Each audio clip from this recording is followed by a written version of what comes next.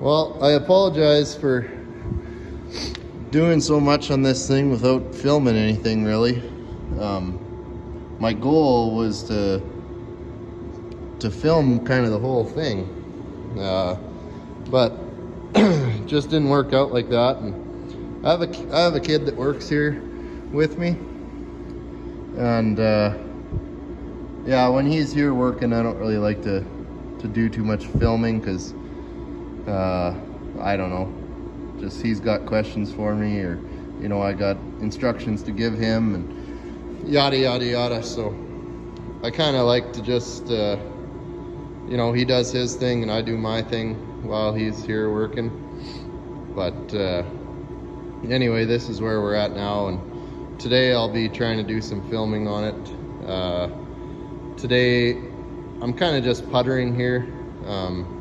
We had some family issues recently here. My mother passed away, so this kind of week here, that's kind of why I'm working on this. Like I said before, this isn't really a paid job. It's just kind of a puttering type of thing. So I'm just using this as kind of a filler because I don't really feel like getting too into doing customer work at this time. So yeah, I'm just kind of puttering on this thing, and I will keep on doing that. And my plan for the day, I'd like to get the pan and everything back on it, and then I want to flip it back upright and get the flywheel housing and flywheel in there, and then throw my cam followers in and put my cylinder head on. And then from there, just because I'm painting this engine, I'm probably going to paint these sides of the engine here before I put the compressor and all that other stuff on there. And just so that, because I won't be able to get to that once all that stuff is on. And then, yeah, from there it won't be a whole lot more. So I checked my ring end gap on all these pistons here, and I didn't have to adjust them at all. They were all, you know, right within spec. Spec was 24 thou plus or minus 7 thou, I think. So I was right along 24 and 22 thou on all four holes. So I am good with that. So I never did have to adjust the ring gap, which is always nice. Anyway, what else can I tell you about it? Really nothing. It's gone together just fine. Yeah, I think we'll be good. I think we got all the parts we need, and we don't have any more surprises with broken parts and pieces. So anyway, that'll do for now, and I'll set you up here once I get going on it. All right.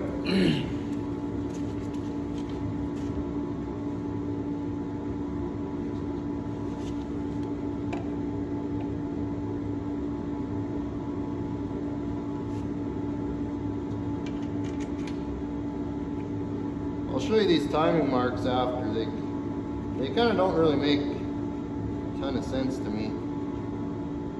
The book doesn't really explain it very well, but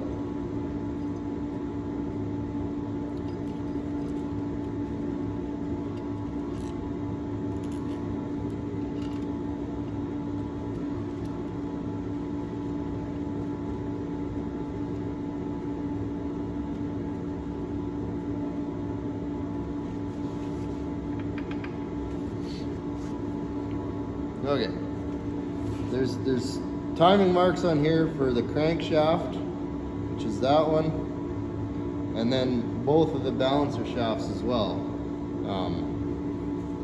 So I kind of got it lined up to where I think it's about right.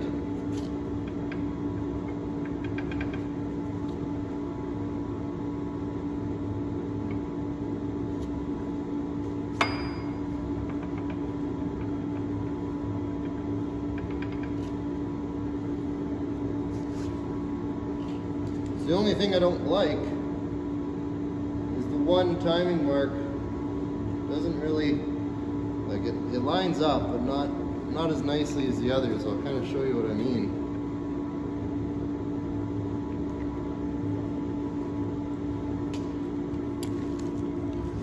So these, your crankshaft here is lettered B, and they're lined up.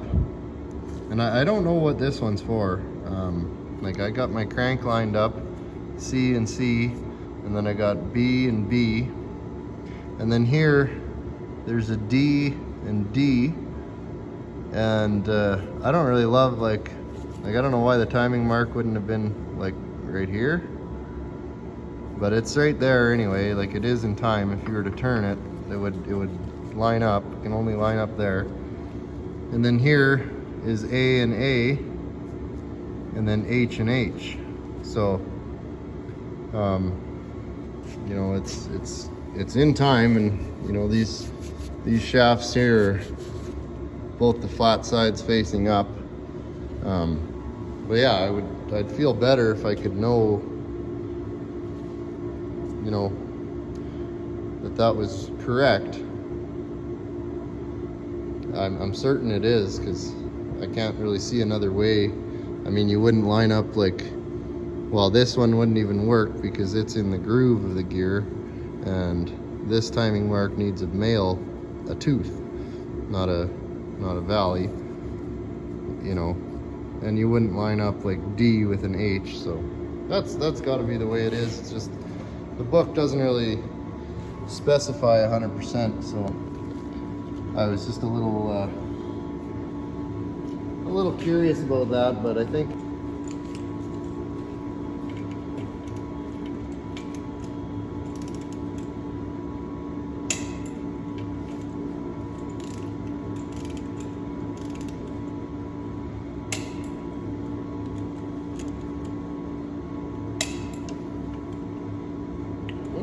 guess we won't torque that one.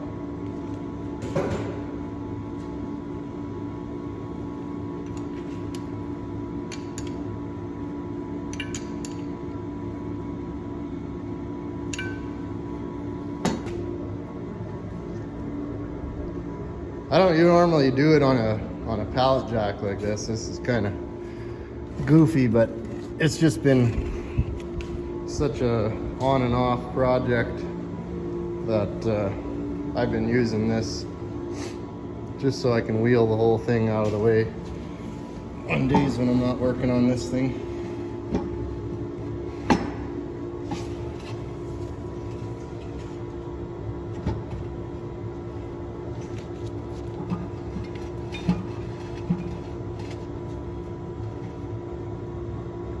There. That ought to do the trick.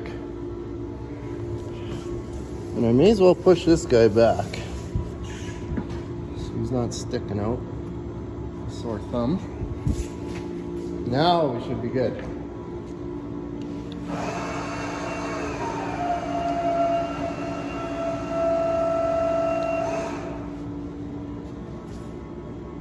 Oh yeah, buddy.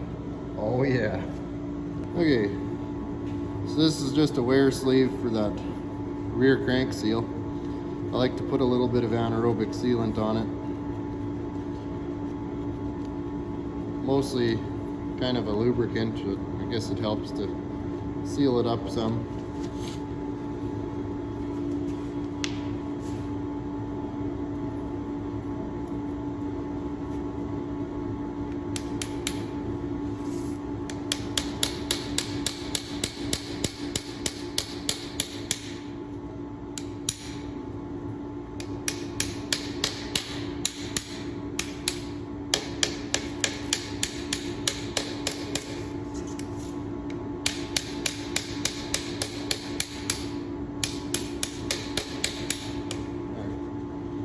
Get a block of wood or a flat chunk of iron.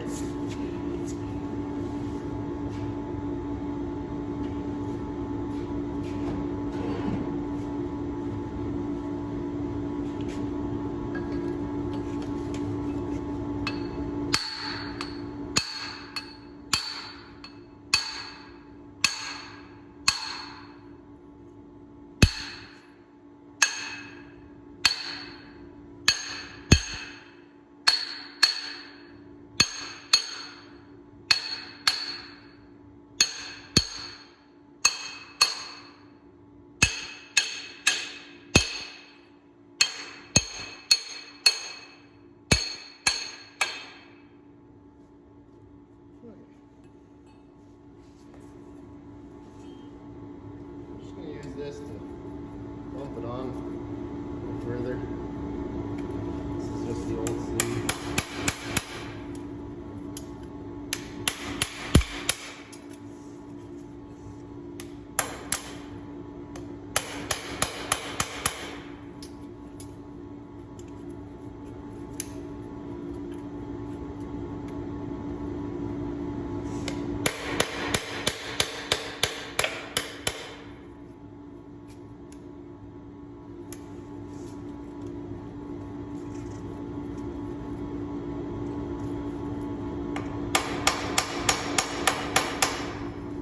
That's good enough, I think.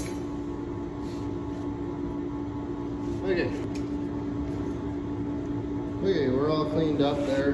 Just gonna get this gasket in. These gaskets I showed you earlier, they're kind of like little puzzle pieces. So where there's the little break in the gasket, I like to use some of that silicone.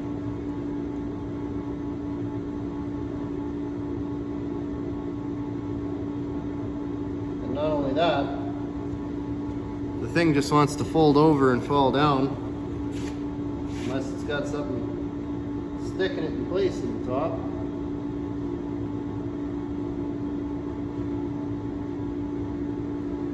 That's why this gasket is discolored like that, because it just fell down like that and landed in that water. So that's less than ideal, but anyway, I'm going to grab that flywheel housing and we'll put it on.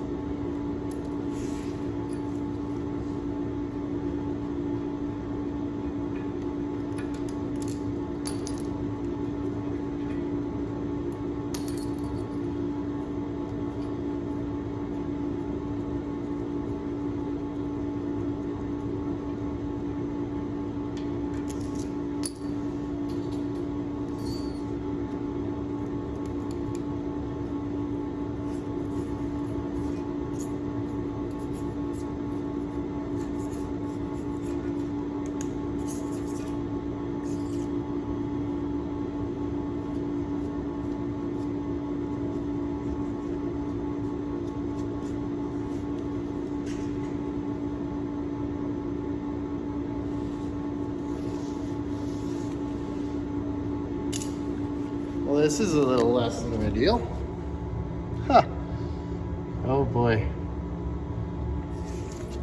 And this old iron, I mean, I just can't imagine how much work this thing has done, you know. They talk about emissions and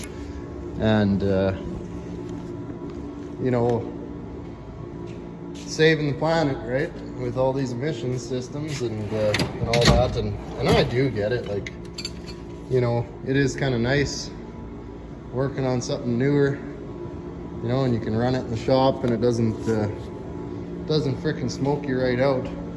But they just do not last. I mean, it's just a fact that this new stuff does not last like the old stuff did. And you know, I mean, sure, it runs cleaner, absolutely does, right? I mean, it's just a fact, and it is what it is. But you can't sit here and say that, I mean, this thing burns fuel dirty, I guess. It's not a clean burning engine like today's are, but it's not inefficient. I mean, when you consider that this piece of equipment, I don't even know what year this thing is. I would venture to guess late 70s, early 80s. And the amount of work that it's done in its lifetime, okay? And we just went and bought this overhaul kit. They had everything in stock. Everything in stock. And they even have a brand new cylinder head that you could buy if you needed to. Like, so I mean, that's one thing, because some of this new stuff, I know with John Deere's, we were having trouble getting turbos and stuff. And on the Cummins, there was trouble getting dosing units and stuff like that. So,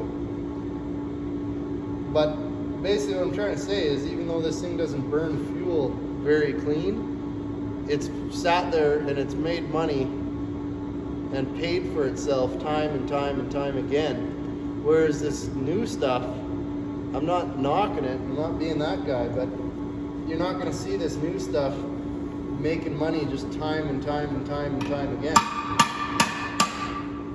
You know, it just won't happen.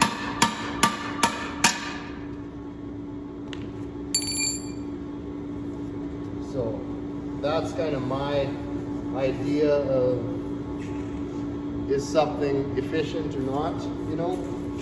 I mean, does it burn fuel cleanly? No, it does not. But is it efficient in the course of its 50-year or whatever life? Well, yeah, it sure is.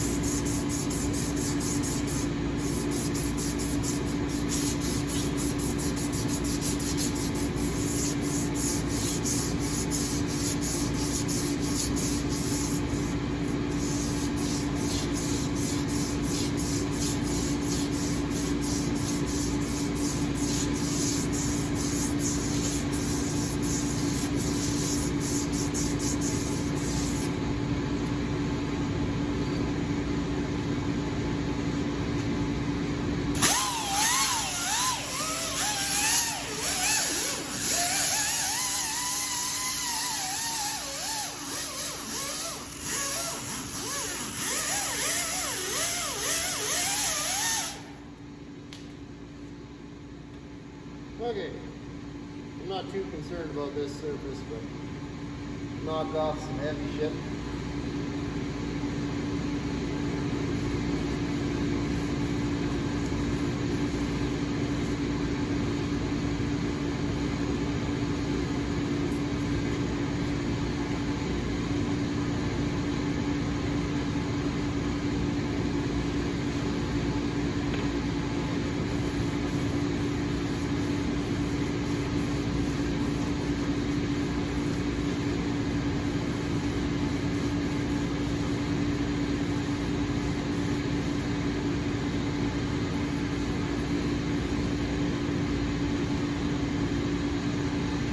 Okay.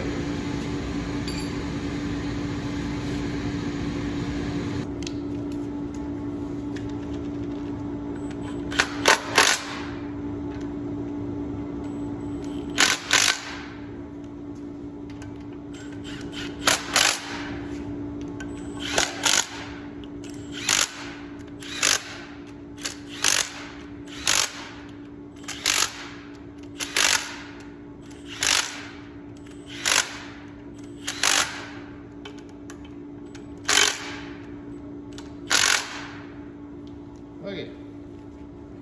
Grab a torque wrench.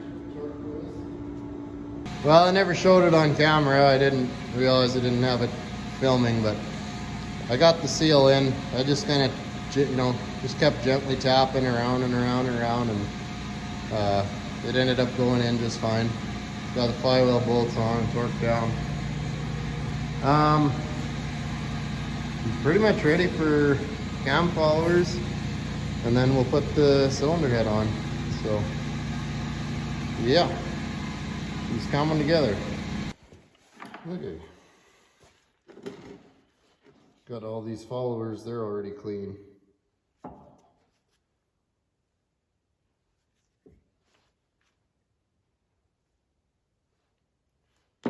Lube everything up nice.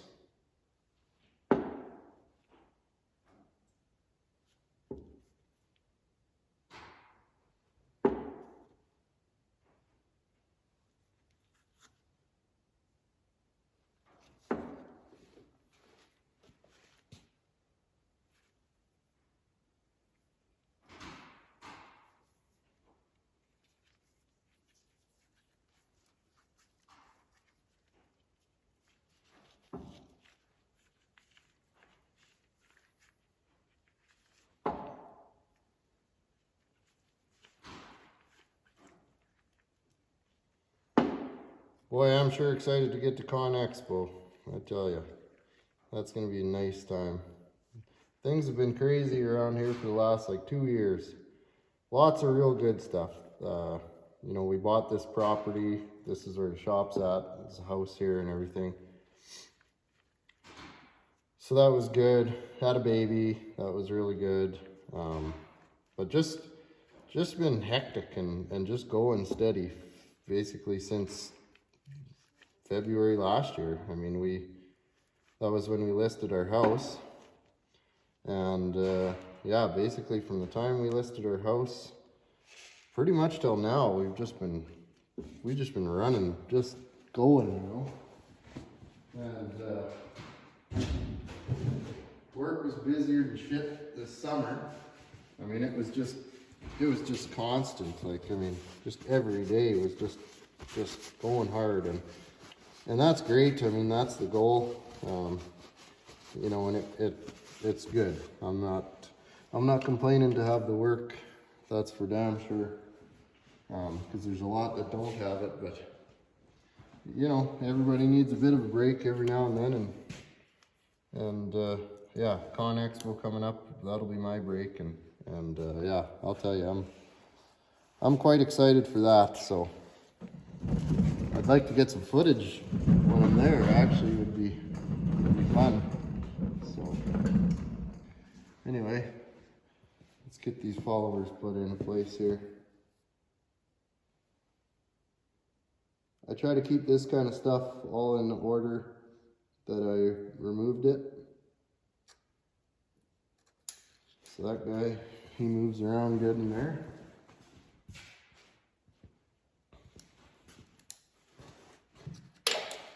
Fuck.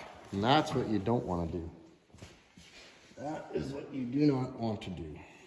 Let me clean this guy up and give it a quick look over.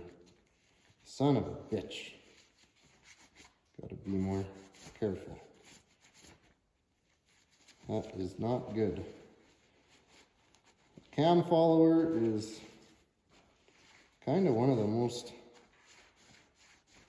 important pieces. Very, very tight machining tolerances and a lot of repetitious motion up and down and metal on metal surfaces. So any imperfections and stuff can really bung up the cam follower.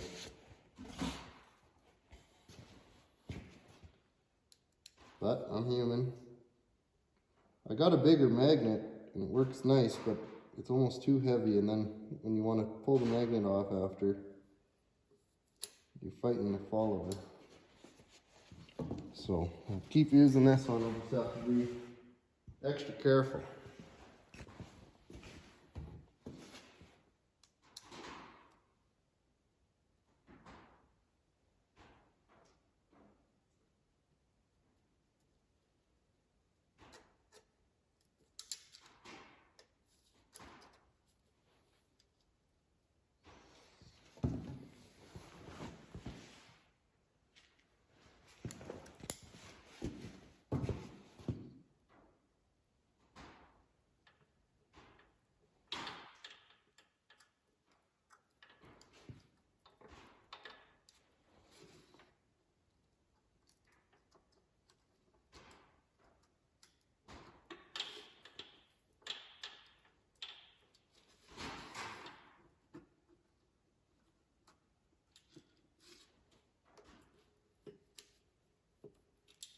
Okay.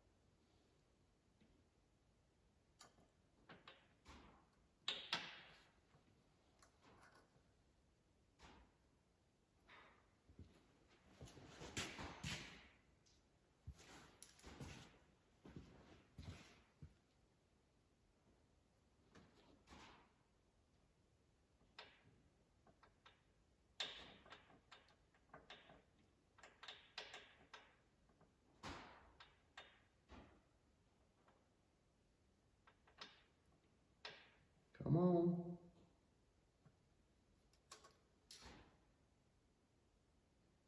Beautiful. Okay. I'm going to take these clamping bolts off and give this a once over, and we'll get our cylinder head over here and clean it up, and yeah, we'll drop it on there and carry on.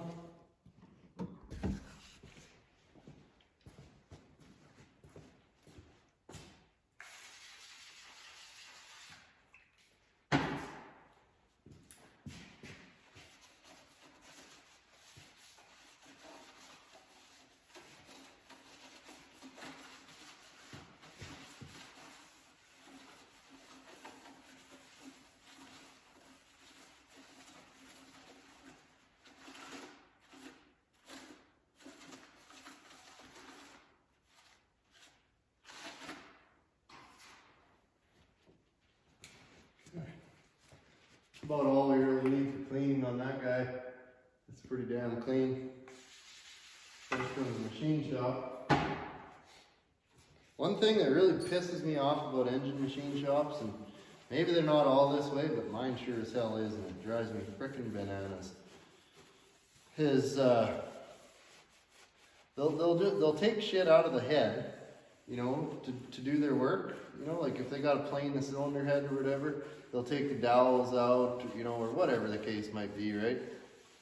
But they never frickin' put it back in. They never ever put it back in. They just give you a bag and toss everything in there. You know, if you forget to take a temperature sensor out, or whatever the case might be. The first cylinder head I ever took to a machine shop, I just took it, you know, fully loaded up, just the way it pulled it off, and well, shit, they just about had a frickin' conniption fit, talking about, you know, oh, you gotta strip this down and blah, blah, blah. I left the glow plugs in this one, so they pulled them out and just left them there, but they pulled this out. This little check valve or something, and I assume that that's this, and they just put a new one in, you know, but I mean the size is totally different, but yeah, I don't know, right?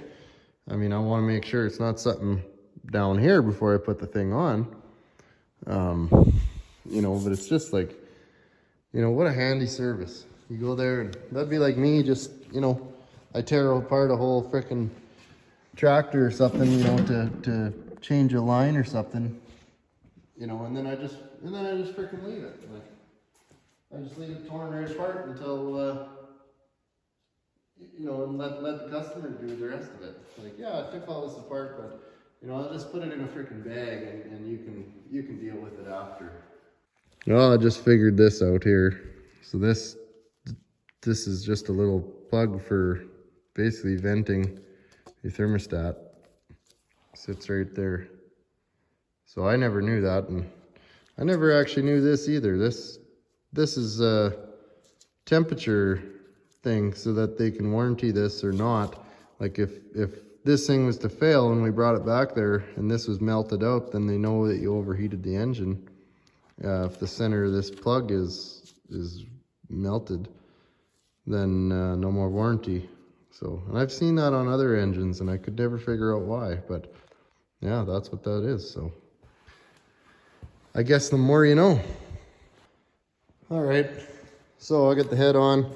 I'm gonna put the push rods in there because the valve or the rocker arm, all the mounting bolts for it also mount the cylinder head, and it's part of the torque sequence. That's just the way they want us to do it, so that's the way we're gonna do it. Yeah, so I'll just start getting all this stuff put in place, set you guys up here. You know what? I had to laugh at that machine shop. I mean, I'm not encouraging people to be shitty employees. And I'm not encouraging people to sit around on their phones all day at work. But, I mean, so when I called that machine shop, I said, yeah, I texted you a picture a while ago, you know, of some parts for this head that I'm trying to find out where the hell they go. You know, you guys took them out and you never put them back in. So now I'm trying to find out where the hell they go. And he goes, oh, I'll only check my phone at the end of the day at 5 o'clock on my way home. You know, I'm not on my phone throughout the day. Yep. And I just thought, you know, good for you, buddy. You're just fucking employee of the year, you know? Like, good for you. I don't know, that shit just pisses me off. Like, I mean, like when I was working in the industry, at a dealership or any other place I worked at, I worked hard and I got my jobs done and that, but you know what, if my wife was to text me, you know, or there was a situation at home, you know, I'm going to answer that text message. And I quite often, I had my phone kind of on my toolbox, you know, is kind of where I'd keep it. And yeah, I never replied to text messages, you know, some buddy asked me, you know, what I want to do this weekend or something. You know, I wouldn't reply to text messages like that just throughout the day, but you know, every now and then when I go to my toolbox, I would just light up my phone and, you know, make sure that there's no text messages on there from anybody who might actually need me. You know, like if my wife was in trouble or, you know, whatever the case might be, right? You know, the neighbor discovered that the water or something was leaking in the house or something stupid, right? You know, just real world shit that happens, you know? I mean, that kind of stuff, yeah, it happens. And, you know, I'm not gonna frickin', you know, be some hero employee that never, you know, that never deals with that situation, you know, because you're just busting your ass for the man all day, you know. I don't know, that kind of stuff just drives me nuts. Oh, I don't look at my phone. Fucking bullshit. You're a fucking bullshitter. That's what you are. You're fucking full of shit.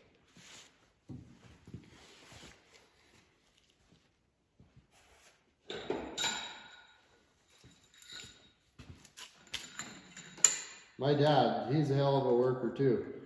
And he missed like 2 days of work. He missed a day when I was born. And he missed a day when his dad died. And, you know, he tells me all the time, he says, don't be like me and, you know, bust your ass constantly. You know, you make sure you make time for other things and family and that. And he always says, he often says, I never took days off, and, I only missed these 2 days, and blah, blah, blah, blah, blah. And I'm sure his employer loved it, but he looks back now and he realizes that he ain't any further ahead for it, and now he just wants to make sure that I don't do, the same thing, because it's just not worth it. There's no reason.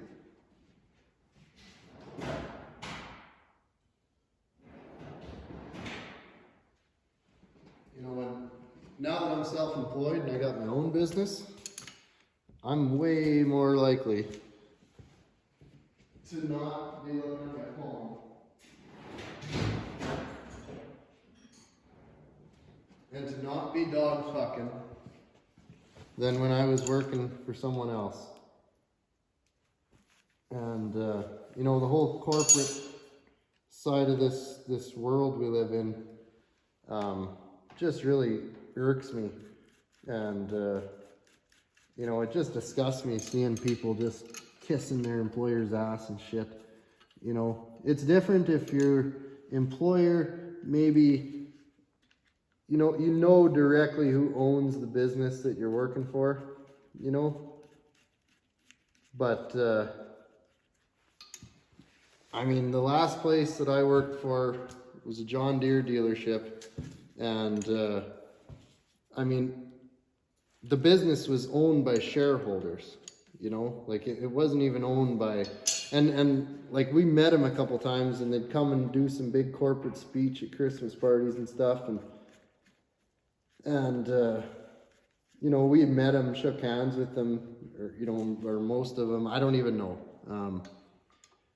but that kind of connection, don't mean fuck all to me.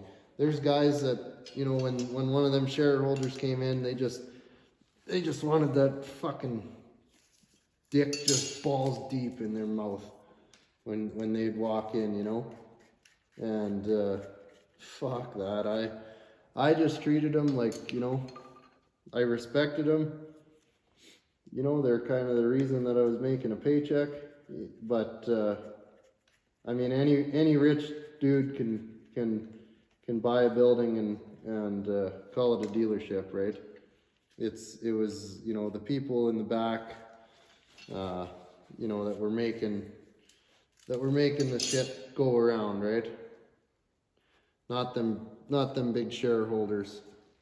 So that's my 2 cents on that.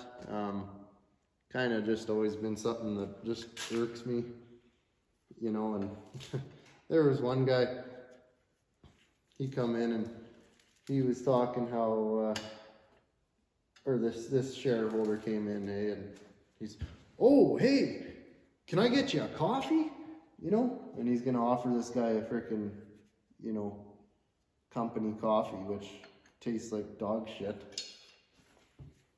And I'm just,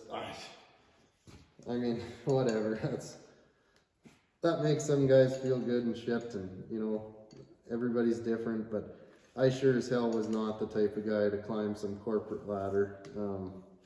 I liked the places I worked for when the owner, you see him out in public, you see him at community events and stuff. But I just had a real struggle finding the drive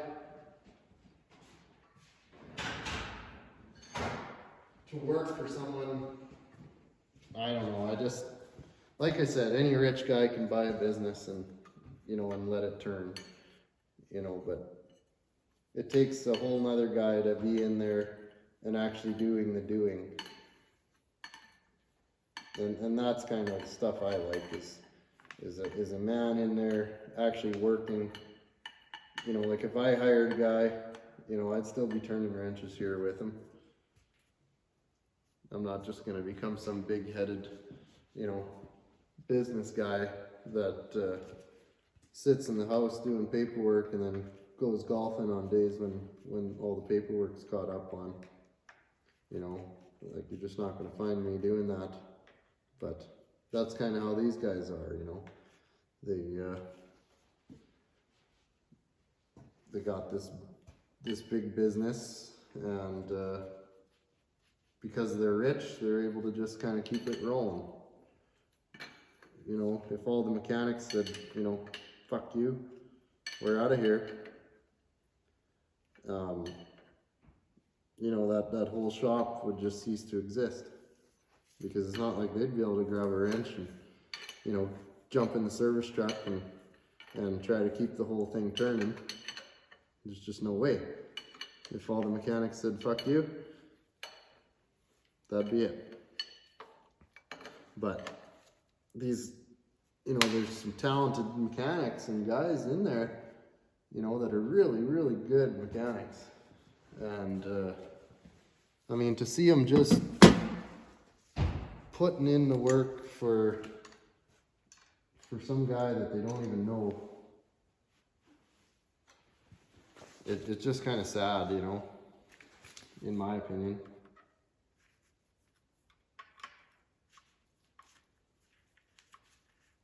But like I said, I'm not saying everybody needs to be this way, you know, but I think there's a lot more people that could become self-employed if they had enough drive, you know, or enough want. And it's not for everybody, but I know the company I worked for, there was a lot of mechanics that, you know, always had this dream of buying a service truck and starting their own business, you know, just the same way I did.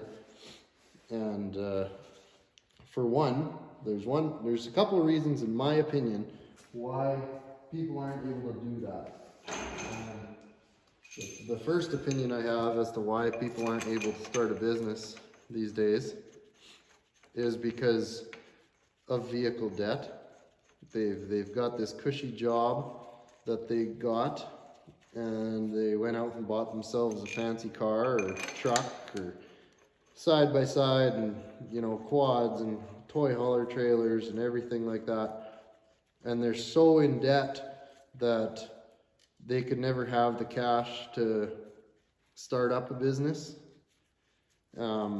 They also could never ever have the period of slow times when you do start up a business, because, you know, just because you have a business doesn't mean that your phone just instantly starts ringing.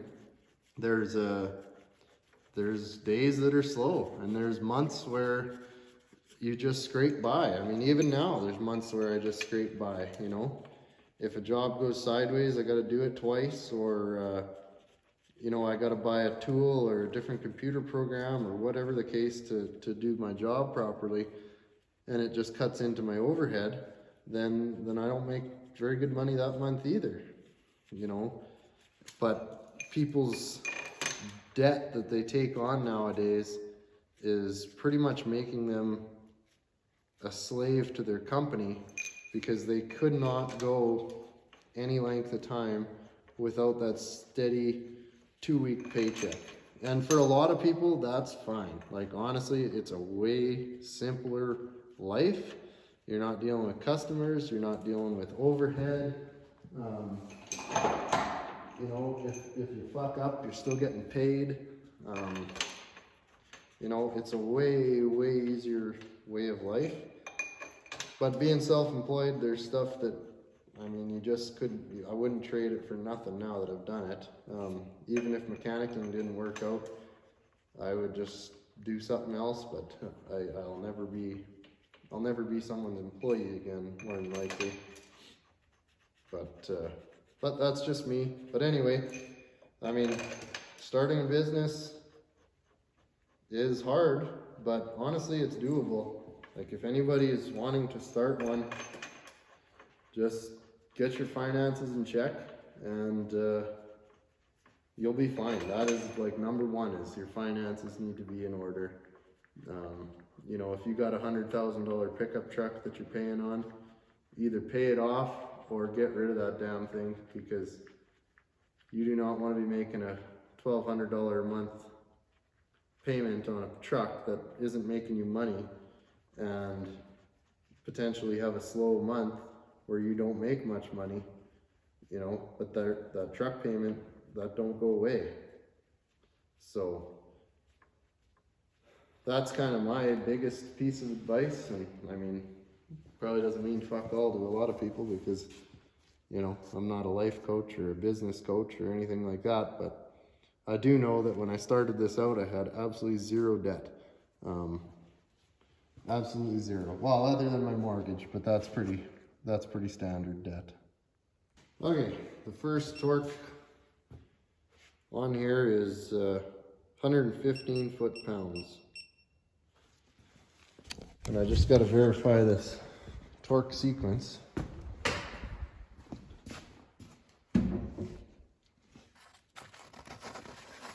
One 115, then 185, and then 185 again.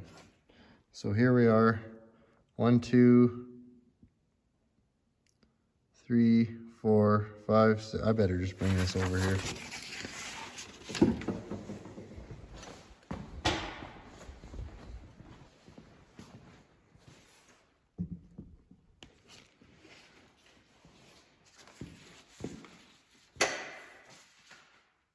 Okay, number 1 and 2.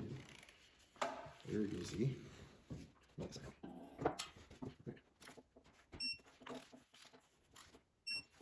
So 1, 2.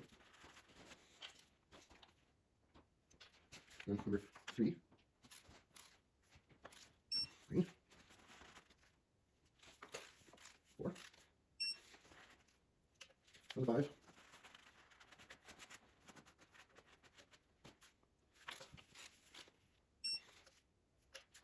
6. 7. 8.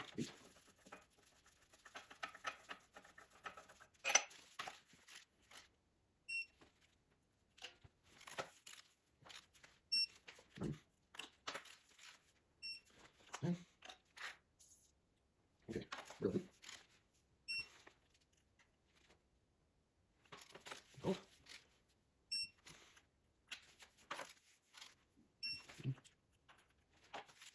14. 15. 16. 17. 18. Okay. Now, we go 25. 25 plus minus 13 foot-pounds. Wait, wait. 1, 2,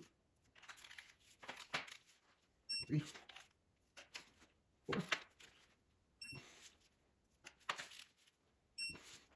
5, 6, 7,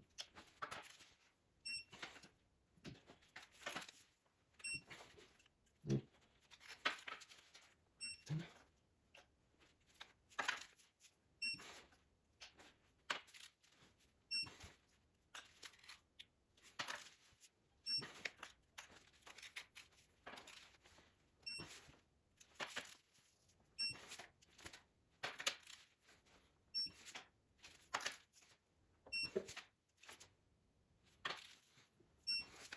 Okay, now these are go check all of them. That's the third part of the sequence. Just start from the beginning. Same for value 35. First you'll be loose, and then I'll start all quick.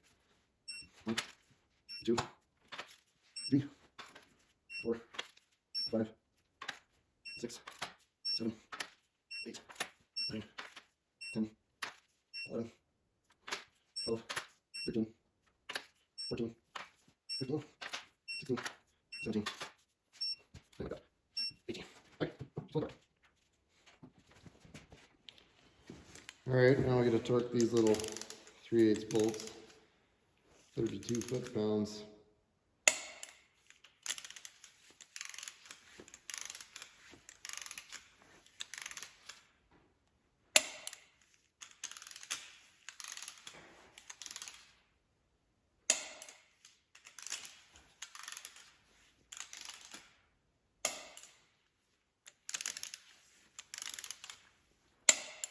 Good.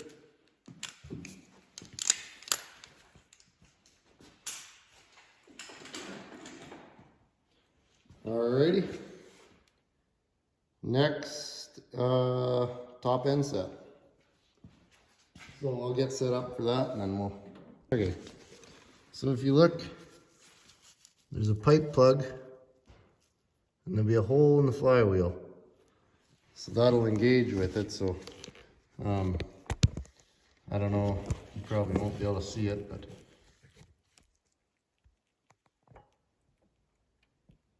see that?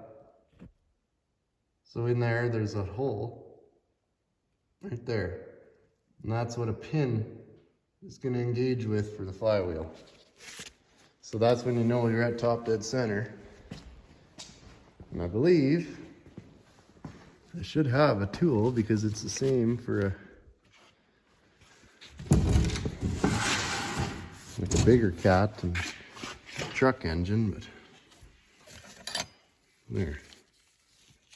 One of these for this little deal with the spring. Although I think it's too long for this here engine. Yep. Well, that's okay. A bolt will work fine. And here's a bolt here. Maybe need a smaller one.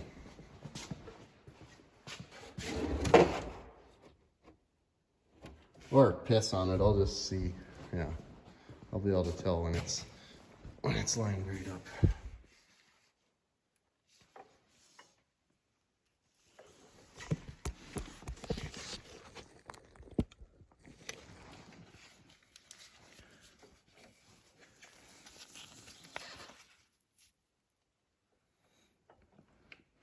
So we'll go past and forward to take up the backlash and stop.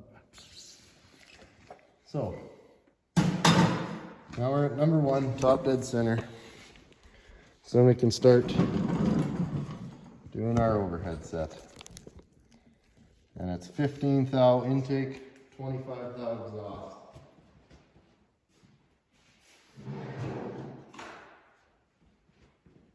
Nice, easy 2-valve head.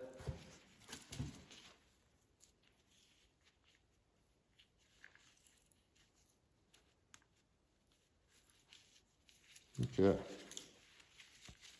25. 15 thou.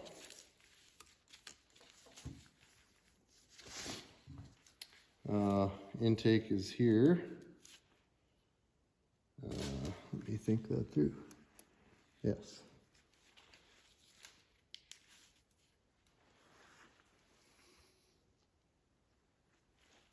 Yep. Intake is this middle one.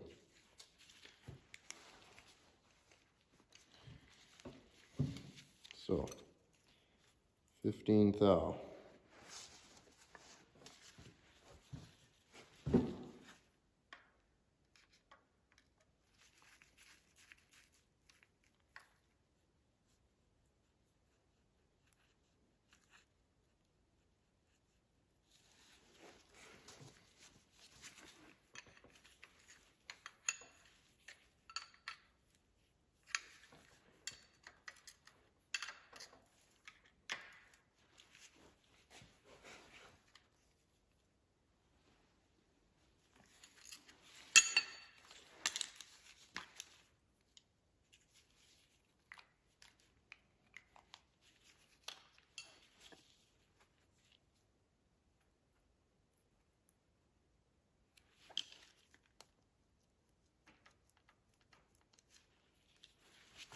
And 25 thou for exhaust.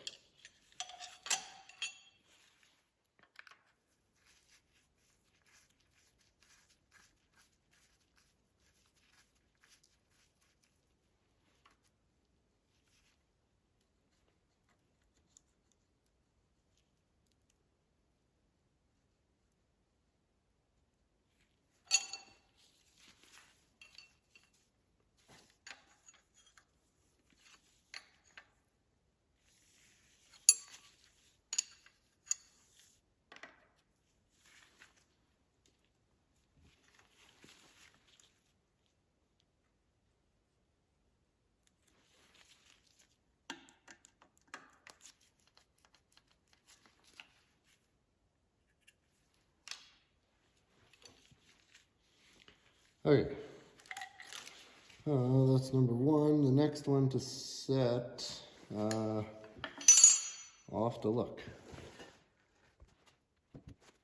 Right, I should look at the sequence here. You all balled up on inline 6. Seems like inline 6. You know, kind of just green in it, but.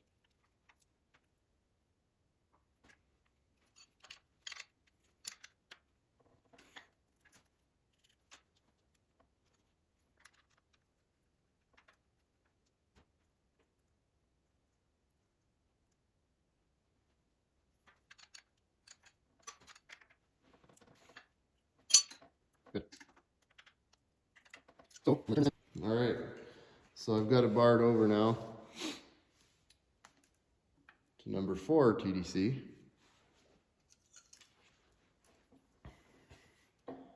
And at number 4 TDC, we do intake on 3 and exhaust on 2.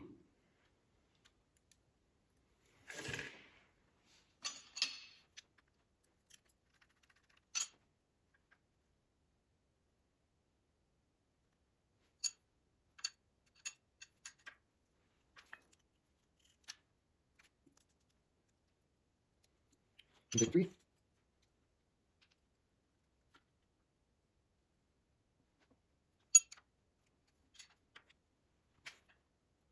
Intake.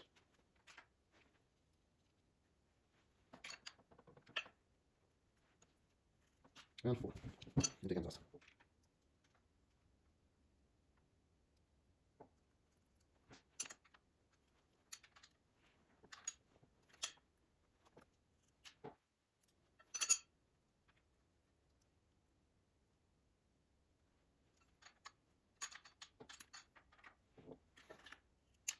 Okay.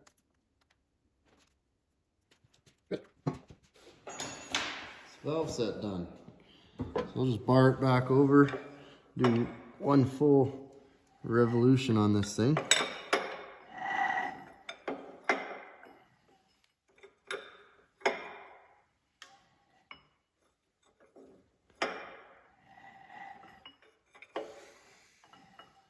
So there's number 1 TDC.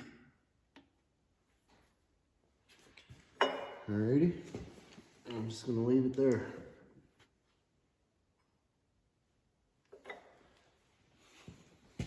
So,